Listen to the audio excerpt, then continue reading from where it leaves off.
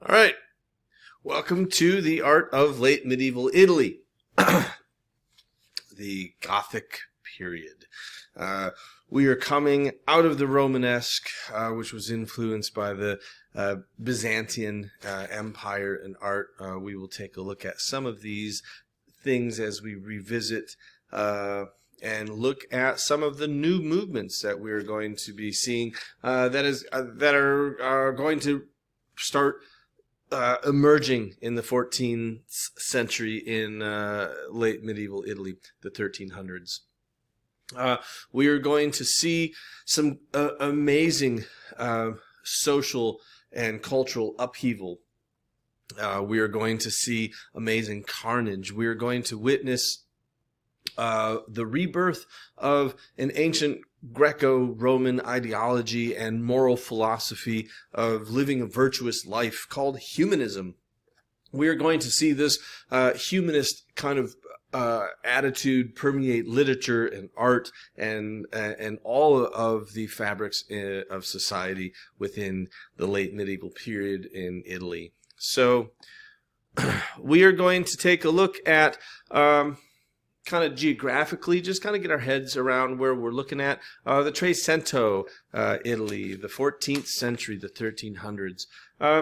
At the time, Italy is ruled with the Papal States. The Holy Roman Empire owned all of northern Italy. But they break them up into these small city-states and these small republics, kingdoms, and dukedoms that are often at war with each other. In 1305, we see something called the Avignon Papacy. This is where the cardinals, the College of Cardinals, the people that elect the Pope, they elect a Pope by the name of Clement. And instead of sitting on his throne in Rome, he decides to settle in Avignon, France. And this upsets the church and the Papal States and all of the other city-states because this is something that has never been done before. And it puts a lot of stress and strife within the church. And then in 1346, we see another amazing, devastating wave of plague come through and reach the shores of Italy for the first time, where upwards of 60% of the population are completely decimated. Of course, this brings in a lot of social upheaval and power struggles. And then all of this culminates to 1378, where we have what is known as the Great Schism. The church erupts and explodes and rips into two when the College of Cardinals decides two different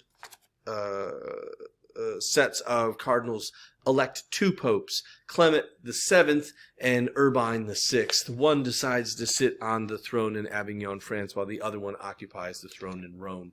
This throws the doors wide open for movements and disputes to come that would eventually lead to the Protestant Reformation. During this time period, in late medieval Italy, within this Gothic period, we see the rise of monastic orders, the Augustinians, the Carmelites, the Servites. But more importantly, we see, too, that we are going to focus on the Franciscans and the Dominicans. These are very powerful monastic orders, these begging monks. They turn into a predominant educator, a form of education and distribution within the 15th and the 16th centuries in Italy that we'll see. And then, like I said, this development of the humanists' literature, these ideologies start to permeate every aspect of culture. And what this is just a recentering of the human, recentering of the being, away from the devastation, of course, of the Black Plague.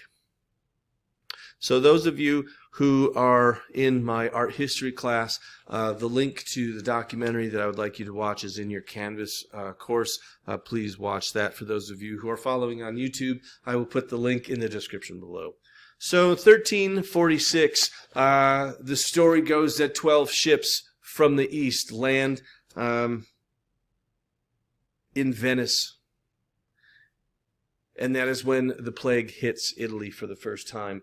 It is said that 40 to 60% of the population was absolutely decimated by the plague. The plague comes to Italy after during the Crimean War era with the siege of Caffa, with the city-states of the Genevieve and the Tartars. So they escape the plague and they bring it down they escape the siege at Caffa, and they come down and bring it into Venice. And it quickly spreads, of course. And unfortunately, a little bit later, we'll see in this course that a second wave of plague then ravages Italy again in the 17th century, completely wiping out 60% of the remaining population from the first round of plague. The plague really knocked the knees from under Italy. The drastic decline in population left the entire country in ruins. The numbers are still in disputes, of course. You'll see anywhere between 25, 35, 40, 60%, upwards to 75% of the population was affected by the plague. In either case, whatever number of the death toll, it has to have an amazing impact on the survivors, right? And how they feel about God, how they feel about the church, how they feel about religion, all of it, how they feel about this power dynamic. Because of this drastic decline in population, these social structures that have been long held have now have become abandoned, because in some cases there are stories of 100% casualty rates in these villages from the plague. So within these things, there's no one to collect taxes, but there's no laws, there's no social order anymore. These social ethics, they're completely turned upside down. Elite ruling classes, they have far less taxes, of course, so that means less power, less authority. The church also is affected by this, although they remain vigilant, but lost a significant hold on their territories. Some of these city-states grabbed more power, more land, and had more resources to themselves away from the church. And this resulted in an amazing amount of terror and violence by the church and by the social elite to kind of try to regain order. So again, you have this amazing type of devastation and countrywide traumatic experience, PTSD, right, by everyone. There are stories that in some towns again were completely decimated. There are stories that in Venice, sometimes 25 to 30 bodies a day were being put into mass graves, and they couldn't keep up with the amount of dead, so they just had to line them in the streets and allow the undertaker to come and get them as they could. But imagine having to live through all of that. Imagine if it was this, right, 60% number. It's 6 out of 10 people that are completely gone here one day and gone the next. So of course there's again this disconnect, social disconnect. So right, how do we think about moving forward? How do we think about art? What is going on in the church? What is going on now? And these are some of the depictions, and these are not exactly specifically from the late medieval time period. I just want to show you some of the images that were created depicting some of these horrendous events. So and what it might have been like, okay, coming out of living through this period, right, the true Dark Ages. So let's take a look at a typical, just to give you some context of what we're going to be seeing. I want to give you an idea of what late Gothic art in Italy looked like. So on the left, we see Bonaventura. Let me grab my notes here. I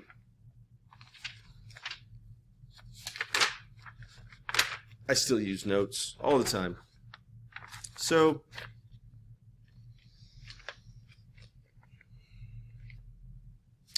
Saint Francis. This is a depiction of Saint Francis. He is an extremely important figure. He is a monk. He is a he started the monastic order of the Franciscan friars. So he is an important figure depicted here. He was. The story is that he was born into a wealthy family, and he confronted his father in the town square and stripped himself of all of his clothes, bare naked, and he gave up all of his wealth, all of his aspirations to political authority, and decided to devote his remaining years to in the service of God, and he became a monk through meditation. So he this again started these orders, this mendicant orders, these begging friars. They decided to give up and live a life of denial. Right? So,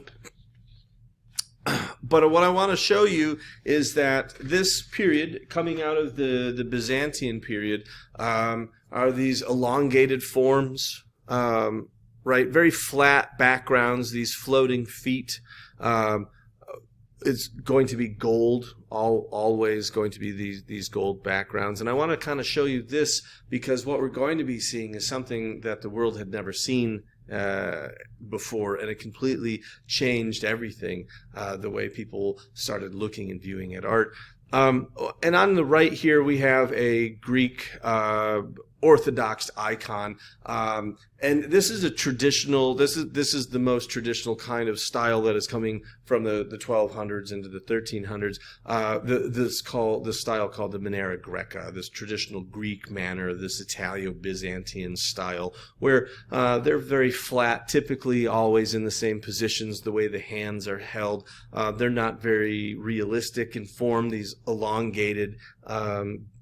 These gangly type fingers, elongated faces, very flat, two-dimensional, always on a gold background. So again, just for context, the Byzantine period are these really, so when we start to see these hybrids of, or this,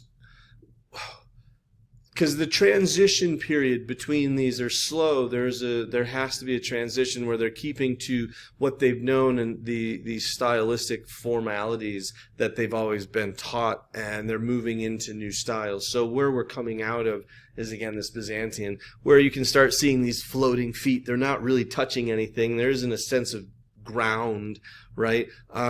You see a very geometric form of the drapery. It is very symmetrical. It's very flat. It's very two-dimensional. There's almost always just a flat gold background. And we will talk about the divine circle. If you take my art appreciation class, for those of you who are my students, that's the Arts 190 course. For those of you watching on YouTube, it is the art appreciation playlist. So check that out. We will discuss the divine circle there. But you will see these as telltale signs of the Byzantine period. And then we're also going to see coming out of the Byzantine is the Romanesque period, which leads us right into the Gothic period, where we're talking about. But you see these flat panels, these geometric forms, a very flattening kind of effect. There is no dimensionality to any of what we're looking at. Again, these really long, elongated forms, kind of mismatched. The head isn't proportional to the body. This is the Romanesque period. So, again, we're looking at the Gothic, or the Romanesque is the Dark Ages, right? And some of the buildings that we will be looking at in some of my other art history courses, we will look more specifically at Romanesque and early primitive, or through primitive art, as to why it was so dark and imposing.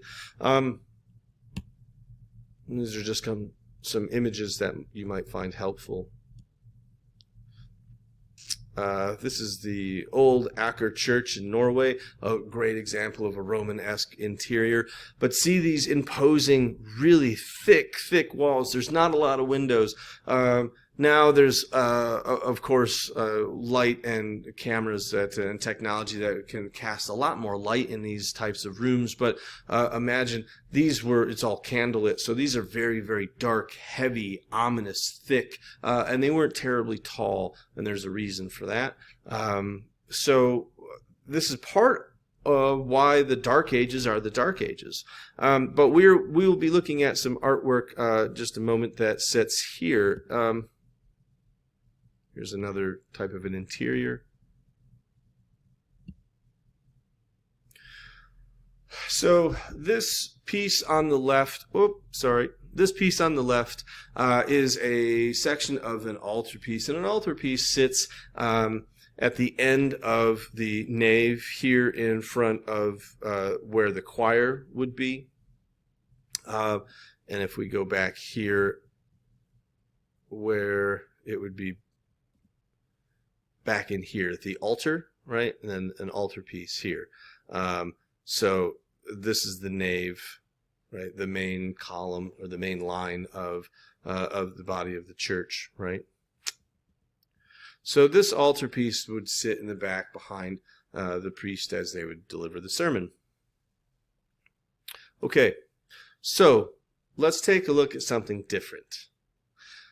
All right, we're on the right is an altarpiece from an artist by the name of Cimabue. Now, we're also on the left. We'll also see another Madonna and the Child. And Madonna is really just kind of an honorific title. It just means mother, right? So, or my lady. It is just a title, and so. On the left, you will see this is a very traditional kind of Byzantine style, very flat, very two-dimensional, the gold background. You do see a very faint, these halos here, elongated, non-realistic forms, non-realistic faces. Cimabue, on the right, we are starting to see some influences of French Gothic. We'll talk about this, but a little bit later. But this is here, this curvilinear, these three dimensions, starting to put some dimensionality into it. The proportions aren't quite right. They hadn't really figured out the math yet, but definitely we're starting to see this illusionary space coming into play. But then again, we definitely see the background. We see the gold all flat background, but it is starting to be a little different with the way the angels, but if you look at the faces, right, this is starting to be a hybrid, but if you look at the faces, we still have this unified kind of, again, this Byzantine, Greco-Roman, not Greco-Roman, this Byzantine, kind of elongated face, the Manera Greca, where they were all the same. There wasn't much of an individuality to it. And if you look at the angels here, you can still see that on the Madonna here and on the Christ child. They still have the same style faces, kind of boring, kind of all the same. There isn't much in the way of expression. They all have the same look. They're tilted the same. It is really kind of a dehumanizing feel. All right. Speaking of dehumanizing, let's talk about this, because this is going to be the what kind of throws the door wide open into all of the context of what we're going to be talking, all the things that we're going to be talking about, right? This is what kind of just really blows the doors off. This is kind of the first rumblings of the Renaissance, or the Renascita, as they call it. Get out my notes here. The humanism this return to humanism, it is kind of this edification of the humans, re-centering, and this is what begins to happen within some of the artwork, some of the books, and some of the literature, and some of the political things that are going on. Of course, humanism, if you're familiar with the idea of this classic Greek philosophy, humanism is a focus on education, expanding one's knowledge, exploring concepts around the human potential, and really kind of highlighted by a desire to excel and succeed. And all of these are driven by this underlining kind of moral duty. It's one's moral duty to do these things. It's also kind of your civic responsibility, and it's kind of fun how they are approaching some of these concepts.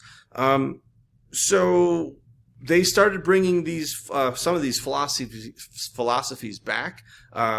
Where did they come from? The Crusaders. They started these movements. Right. Again, they kind of they had these contacts with these Byzantine cultures that kind of are attributed to humanism. They start having contact with Muslim cultures and populations, and then Islamic populations, and they're bringing these things back and through the Crusades, and ultimately they seem to have been lost. This information for 1,000 years, and all of a sudden now they start to be rediscovered during the 1300s. Again, all of this strife, all of the questioning of God, all of the questioning of, because it is humans are centered to the world, and the center are centered on creation. So it really takes God out of it in a way that has never been done before, and it puts humans at the center. So it is, and it's these revivals of this classic Latin and works of Cicero, Roman civic virtues, that one really should be self-sacrificing to the state, that participation in government is really a moral duty as well, right? Again, as a civic responsibility, and the defense of the state or these institutions, especially justice, because what is just, right?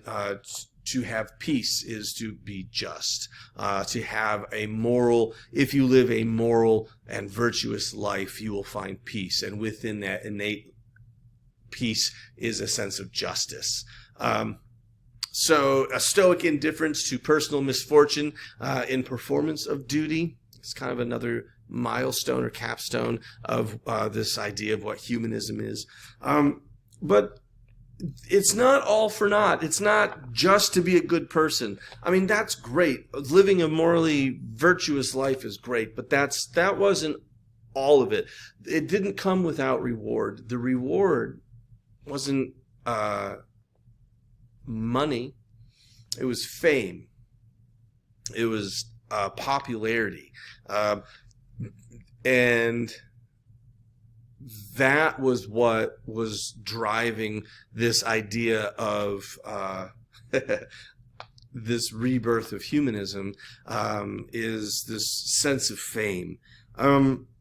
Because if you did these great deeds, then you deserve to be recognized.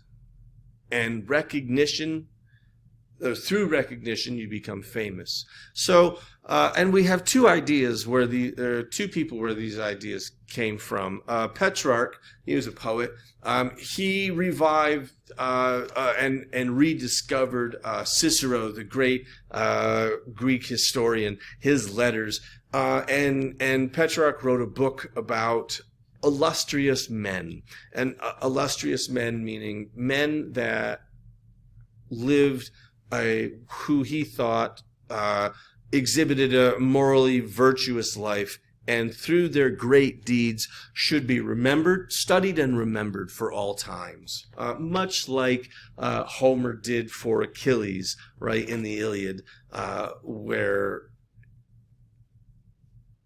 Achilles had a choice. He could either stay, right, in Thessaly, and live out the rest of his days, or he could go to war and certainly die in the Trojan War, but his name would echo the halls of eternity. And we all know what he chose. So, Boccaccio is another one that wrote this book called the Decameron, and finished Petrarch's book of these illustrious famous men, and then added to that a book of illustrious women.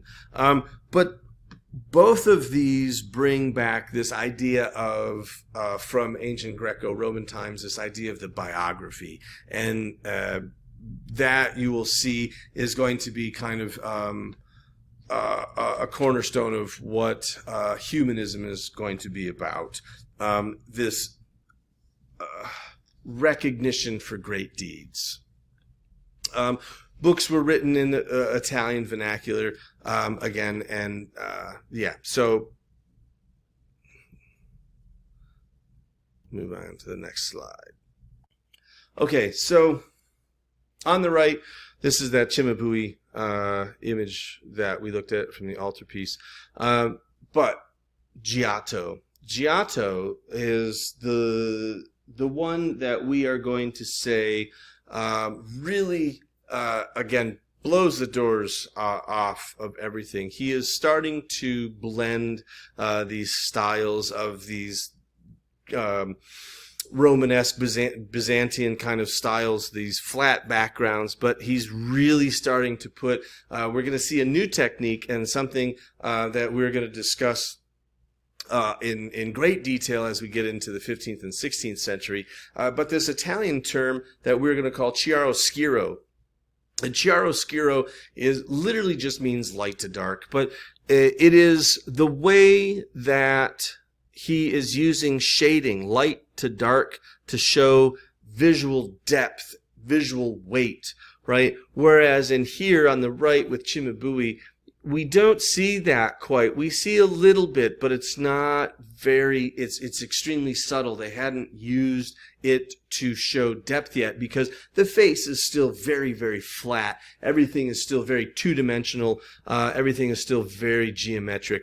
But if we look back over to the Giotto, we start to see space. We see converging lines, right, where what are called orthogonals or vanishing points, where we start to see a sense of perspective or three-dimensionality.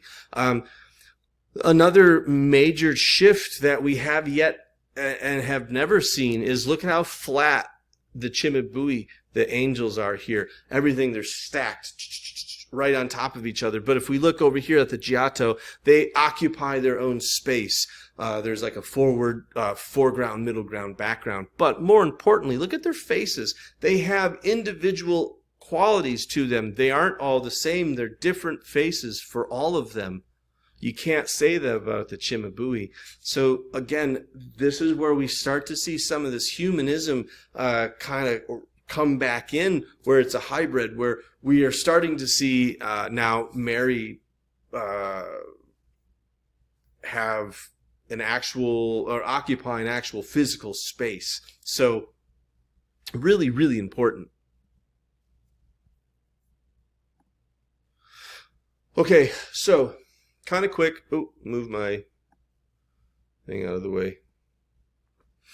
So Fresco. I kind of want to talk about this real quick, just so we have an understanding of some of the things that we're talking about. Fresco is a painting style technique where they use pigment that is mixed with water and applied to a lime plaster surface. It is, again, this return to this classic Greco-Roman kind of style of doing and painting and creating. And some of the earliest examples of fresco that we can see is in Crete in the Mediterranean, around 16 to 15 BCE, 1600 to 1500 BCE. So there are two types of fresco. Mostly we will be looking at the Buon style or true fresh fresco. That's much more predominant and very much more Greek than the and durable as the fresco secco, which is the dry style fresco. But the Buon fresco is where this is the style that we are going to see, and we're really going to see it explode and come into major popularity with within the high Gothic, the high Renaissance in Italy. But the Iraccio is this initial layer of plaster that they put down, what this guy is putting down here, initial layer. And then sometimes they'll either draw or layer over this application of what is called a cartoon, which is literally just an outline or a contour drawing, so the artist knows what to paint.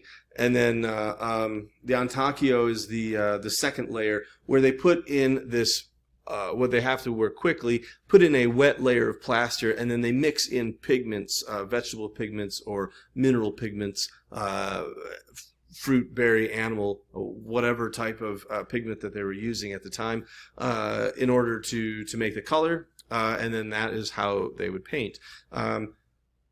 You will see a lot of fresco work again in the coming chapters, but I wanted to introduce it here because we are going to start seeing some frescoes, and I want to start using some of these terms in how we discuss and talk about art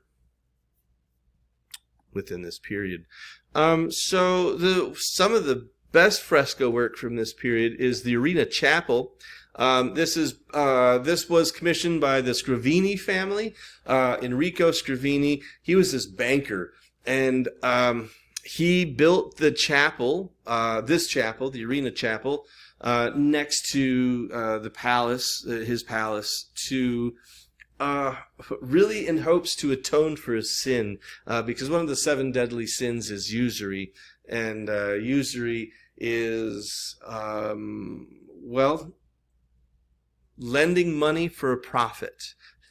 Right? He's a banker, so I lend you $5 and you pay me back $6.50 with interest. That is a deadly sin. So he built a church so he could atone for his sins, while continuing to be a banker. He would just run next door, forgive himself, absolve himself, pray, and move out. Okay, anyways, I digress. So Giotto painted in fresco the Arena Chapel. There are 38 framed panels. There are 3 levels. This barreled arch here, barreled vault, is all fresco work. There are 3 levels that depict all the lives of the Virgin, the life of the Christ, and the Passion of the Christ.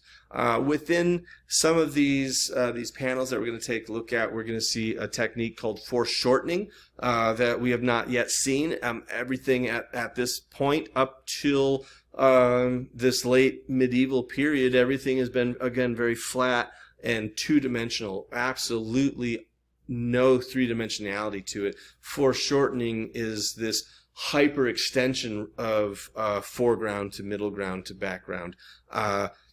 He didn't quite perfect it, and it's extremely difficult even in 2026 to get foreshortening correct. But props to Giotto, because he brought it into fashion. But it's this use of perspective to represent an object that appears perpendicular to the picture plane, so something that's coming directly at us, as we'll see. We will see again this use of chiaroscuro for modeling and values and this mass and volume. So let's take a look at some of the panels here from Giotto di Bandoni. This is the Lamentation of the Christ, or just shortened, truncated to the Lamentation. So this is completely different from any of the Byzantine style that we have seen. Although we do have somewhat of a flat background, it is no longer gold. We do see some of the remnants of this Byzantine style where the people are stacked on one another, but yet we also see that they occupy their own space.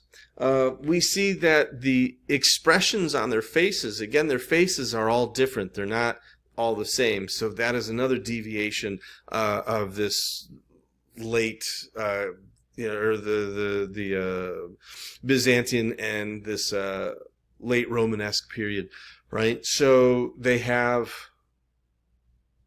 individual emotions. That's what is interesting about this. The foreshortening, we'll get to that in a second. The foreshortening here of the angels that are flying towards you, it's not exactly all right, but that's what it's supposed to be representing. These angels are coming out of the sky and flying towards us. But again, it's this humanism that is brought into it. The use of chiaroscuro. Look at the rock. Look at how much shading is to put the rock in its place. Have a three-dimensional. It has heft and weight to it.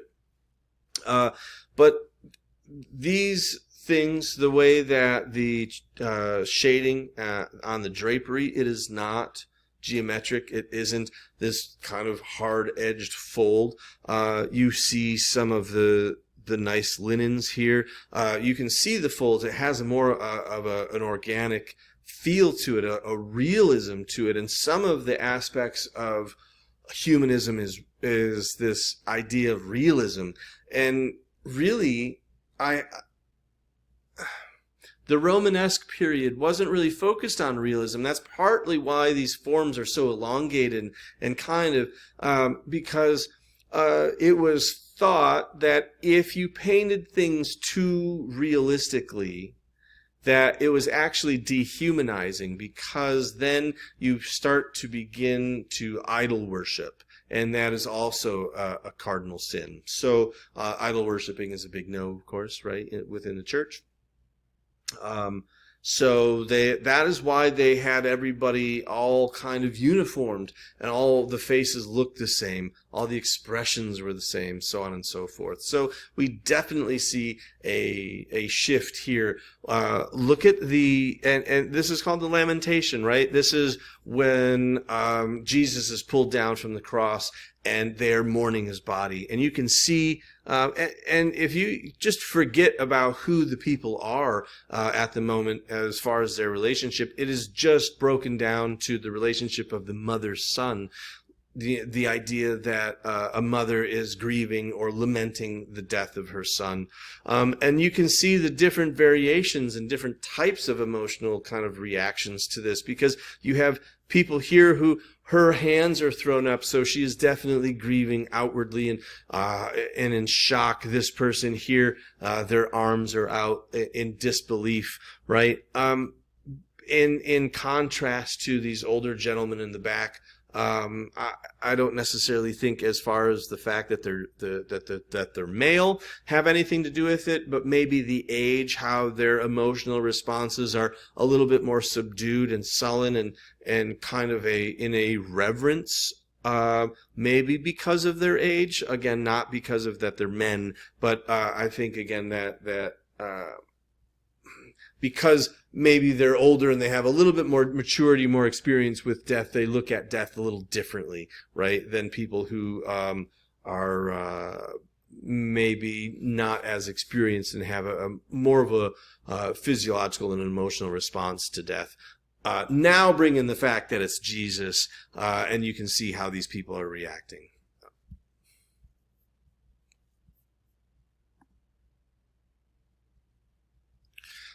Some of this is Jesus in the entry of Jerusalem. Again, you can see the depth in chiaroscuro, where the three-dimensionality of the buildings, the way that the shading is to show people.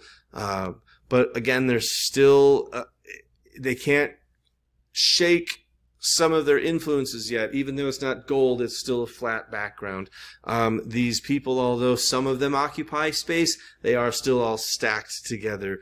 But they are, right? It's this nice hybrid. It's this blending of these styles. This is one of my favorite ones. Move me over here.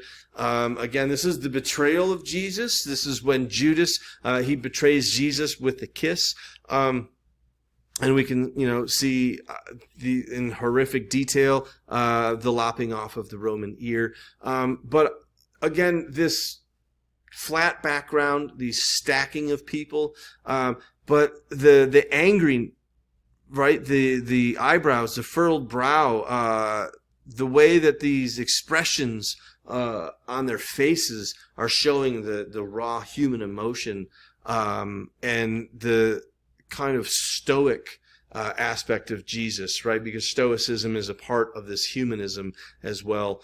So those emotional kind of connections being relatable, and that's part of what Giotto is doing, is right, making these biblical stories relatable, because as they are more human and depicted to be more human, we in turn feel more human and connected. So these are more believable, and it touches the viewer in a different way.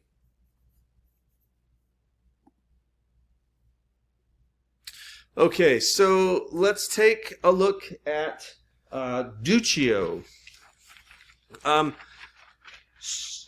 We are moving now to a different region in Italy. We're going to go to Siena.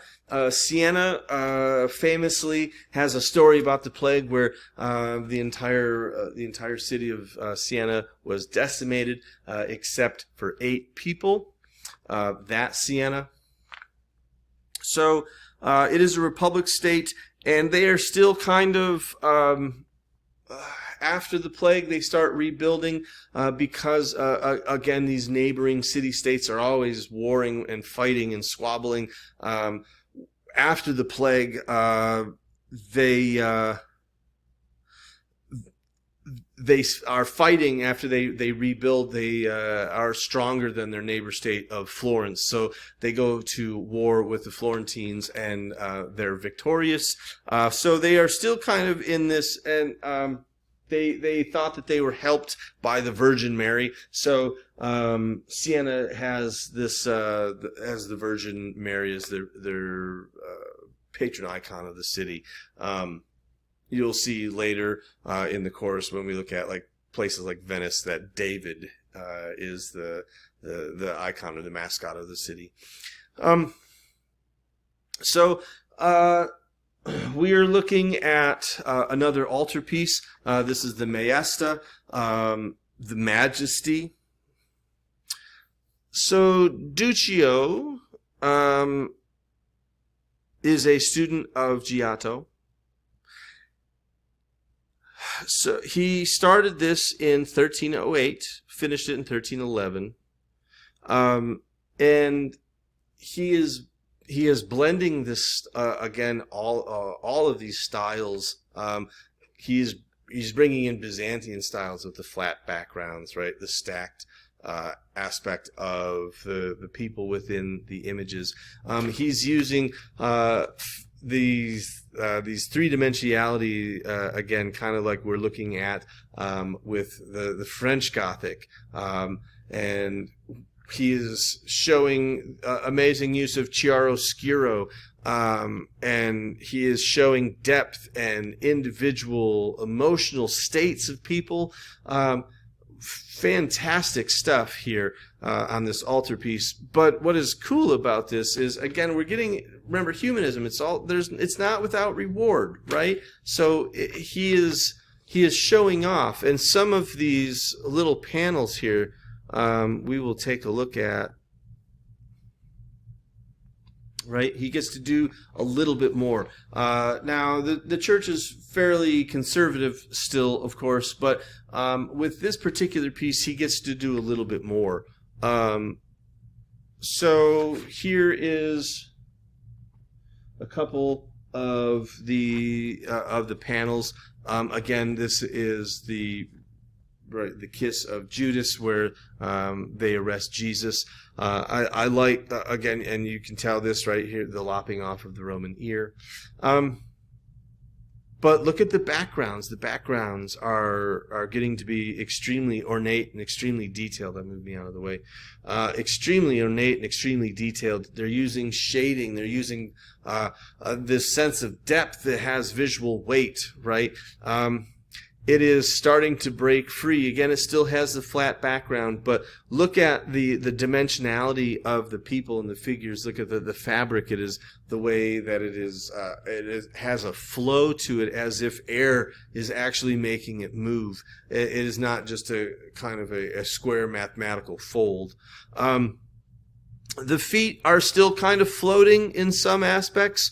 Right, so another tall tale of this Byzantine holdover, but you see expressions, you see a return to humanism, you see emotions. And look at this crowd of folk, right, getting the heck out. You can see the terror and the fear on their faces.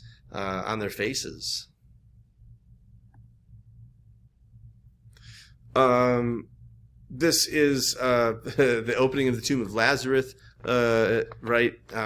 So I love some of these aspects of bringing it to be more human. Yes, the background, but why I'm showing you the rising of Lazarus, this guy's amazing. Those human touches are what I think is what humanism is really about. It is bringing this more of a connection to the viewer and to the painting.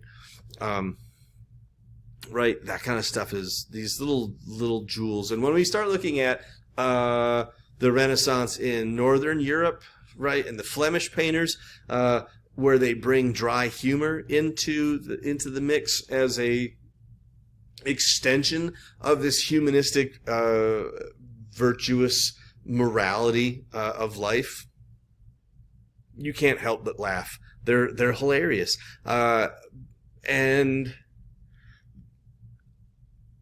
correct and right. They're great. They're great. We'll get there. All right, so let's take a look. Let's move forward. Here's another student of, this is Simone Martini. This is a student of Ducci, right? I will often, and you'll notice, I think, throughout the course of the semester, the courses here, that I kind of build one off the next, because often it is that students will learn from their masters and they will continue on. So Martini is a student of Duccio. He fused this really elegant, luxuriant patterns of the Gothic style with these the Synesis art. So all of this ornamentation, this extra ornamentation, this is this high Gothic, but it also brings in this Byzantine mixed with this Ottoman Empire, where they have these tall spires, where they have these craggly edges on them. Everything is ornate and very lush, and over the top, and it is just almost too much. Of course, it's all in gold, flat gold, but you see again some of these really nice use of chiaroscuro here. The velvet patterns, or the velvet looks as if it really is velvet. Some of the folds in here really do feel like silk. You can see the sheen, right, of the light where it is. You can touch it and feel it. So this hyper realism at the time. Martini worked for French kings in Naples and Sicily, and came into contact with French Gothic painters. So he is pulling all of these different influences, and this is what is going to be known as the International Gothic style. It's really because he's pulling so many people and so much influence from all over Europe into the kind of style that is being displayed. So he was a friend of Petrarch. Remember him? He wrote the book on illustrious men, kind of discovering the Greek historian Cicero's writings. So he proceeded to make things that were lavish and extremely intricate and detailed and extremely decorative in nature.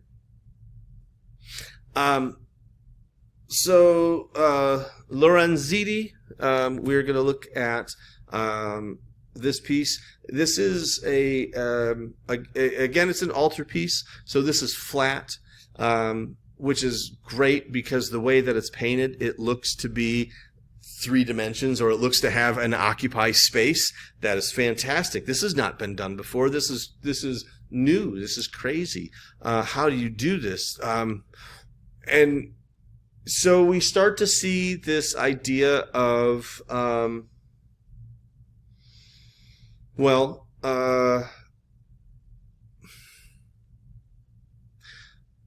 okay, so prior to this, God was it. Humans were not on par with God. Artists were considered to be skilled craftsmen, right? Skilled trades. Like, it was cool that you could do that, but it wasn't a big deal. You were just a laborer. And it wasn't until Trecento, Italy, that we see the shift where artists are now becoming professionals. Artists are doing these things and becoming immensely famous. Matter of fact, in some of these, in this particular altarpiece here by Duccio, this was paraded through the streets of town. People came out in droves to see this being moved from his studio to the church in which it was being displayed. He was immensely famous, right? And as a matter of fact, this is the first piece that we get to see the artist sign his work, and the church allowed him. It is around this particular pedestal. Holy Mother of God, be the cause of peace for Siena and for the life of Duccio, because he painted you thus. He is asking the church and asking God to bestow great fortune upon the city of Siena, and by doing so, yeah, I'm doing this for you, but as long as you're doing that for them, can you do it for me too? Like, I painted this for you. I mean, that's what he's saying. But he is immensely famous for this. So when we see Martini now traveling outside of Italy and coming into contact with the French and the Germans and the Dutch and the Flemish Germans, but all of these, who we are now calling that, the Burgundians, Normans.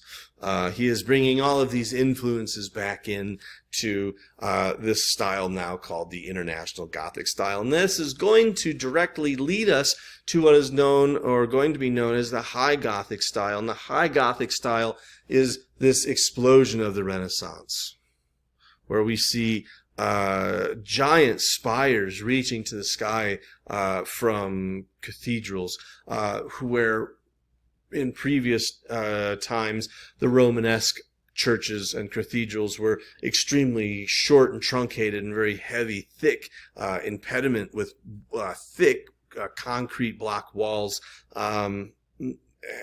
Now we're going to start seeing the rise, quite literally, of cathedrals because of an innovation in architecture known as a buttress, and we'll take a look at that in some subsequent chapters. So spatial illusion here is the realism is out of this world. This is a new plane of existence, because before, like I was saying, artists were just craftspeople. Now they are starting to shift that kind of public perception, and if they can recreate what God has created, then they are godlike, or they are godly, or they are at least closer or more divine than the rest, because they can recreate God's magic, right? They can alone create creation or recreate it. And some of these aspects of where it's showing space through space in here is mind-blowing. This is light years. This is like being a caveman picking up a cell phone, right?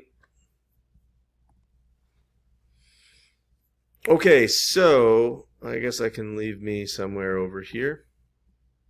Going back to Lorenzetti family, this is Ambrogio Lorenzetti, another fresco. So again, these city-states are warring back and forth, and a lot of the church early commissions, and that just means they hired artists to paint for them. They commissioned this particular fresco within essentially the town square, the city hall building,